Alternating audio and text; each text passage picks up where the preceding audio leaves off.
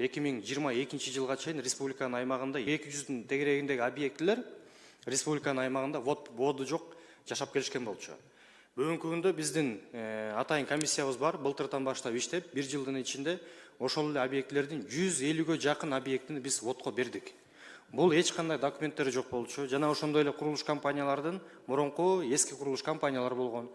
Анын ичинде баягы ошол эле компаниялардын ээлери качып кеткен объектилер болгон. Ошонун баардыгын биз эске алуу менен былтырдан баштап иш жасадык. 1 жылдын ичинде 150гө жакын объектини биз водко бердик. Ал эми калып аткан дагы 50дөй объект бар. Биз ачык айтабыз, булар боюнча биз иш жүргүзүп келип атабыз. Биз булар боюнча дагы жакын арада чечимдерди кабыл алып, эгер бардык нормаларга жооп бере турган болсо, жана эң биринчи шартыбыз ушул коопсуздук маселеси. Эгер жер титиресе же кандайдыр бир ырсыктар болсо, ошол үйлөр кулап калбаш керек. Биз ошол жагында өтө мындайча айтканда эске алып туруп, анан ошонун негизинде воддорун берип атабыз.